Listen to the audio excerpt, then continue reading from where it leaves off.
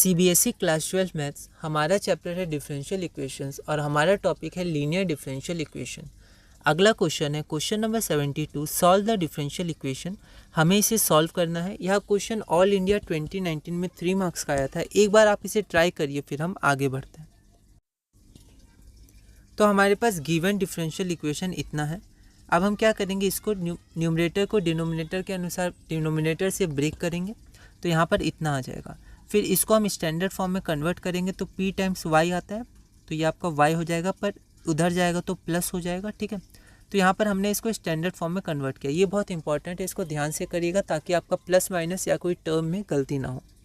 फिर हम लोग क्या करते हैं, इसको कंपेयर करते हैं ये स्टैंडर्ड से, तो p और q की वैल्यू आ जाती है। इसको इक्वेशन 2 मान लिया। अब हम लोग इंटीग्रेटिंग फैक्टर निकालेंगे जो होता है e⁻ integration of p dot dx। p की वैल्यू हमने यहाँ पुट की। हम देख सकते हैं नीचे का डिफ्रेंशिएशन ऊपर है, तो इसका आंसर यहाँ आप देख सकते हैं log 1 + sin x आएगा। तो अब e और यहाँ भी बेस e है, तो इंटीग्रेटिंग फैक्टर हो जाएगा 1 + sin x। इसको हमने इक्वेशन नंबर 3 मान लिया। अब हम क्या करेंगे, तो हमारा जनरल सॉल्यूशन क्या होता है, ये y times integrating factor is equal to integration of q times integrating factor plus c। तो इंटीग्रेटिंग फैक्टर की वैल्यू होती है 1 + sin x, तो हमने यहाँ पर q की वैल्यू और इंटीग्रेटिंग फैक्टर की वैल्यू लिख दी और प्लस c कांस्टेंट हो गया। ठीक है, फिर यहाँ पर हमने इसको सॉल्व किया, तो यहाँ पर 1 + sin x कैंसिल हो जाएगा। आप इसको करके नहीं दिखाइएगा। ठीक है, तो यहाँ पर x² 2 + c जो हमारा रिक्वायर्ड जनरल सॉल्यूशन है, which is the required general solution. अगला क्वेश्चन है question number 73, find the particular solution of the, यहाँ पर सॉल्यूशन होना चाहिए, find the particular solution of the differential equation इतना। ठीक है, दिया क्या हुआ है, दिया हुआ है y0 when x is equal to π/3। यह क्वेश्चन CBSE 2018 में 3 मार्क्स का आया था।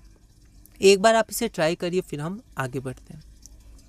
तो यहाँ पर सबसे पहले हम गिवन डिफरेंशियल इक्वेशन लिख देंगे। अब देखिए यहाँ पर मैंने इसको इक्वेशन 1 नहीं माना, तो आप अपने हिसाब से किसको मानना है नहीं मानना है आप मॉडिफाई कर सकते हैं आंसर को। मैंने एक जनरल आंसर आपको दे दिया है, अपने हिसाब से आप इसको मॉडिफाई करके अपने नोट्स बनाइएगा और उसको रिवाइज ज़रूर करिएगा।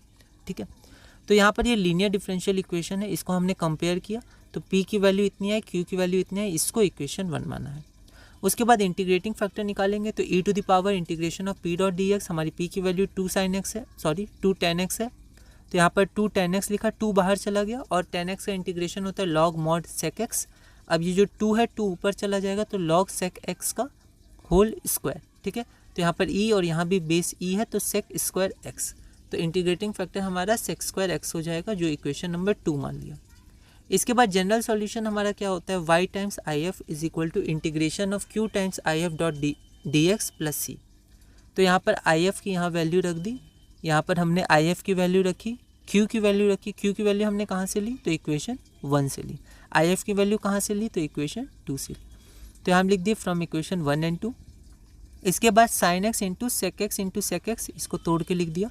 अब ये 1/cos x हो जाएगा, तो tan x, और यहाँ पर sec x लिख दिया डॉट dx। अब tan x into sec x का इंटीग्रेशन होता है sec x प्लस c, तो y sec square x is equal to sec x plus c। ये हमारा इक्वेशन नंबर 3 हो गया।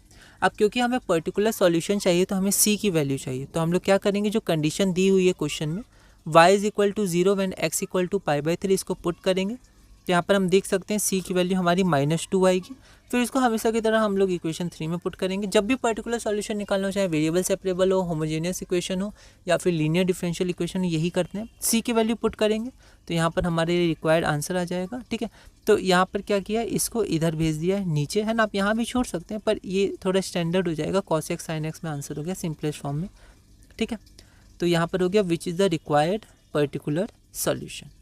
तो इस वीडियो में हमने अपना क्वेश्चन नंबर 73 पूरा किया। अगली वीडियो में हम क्वेश्चन नंबर 74 करेंगे और टॉपिक 3 लीनियर डिफरेंशियल इक्वेशंस में आगे बढ़ेंगे।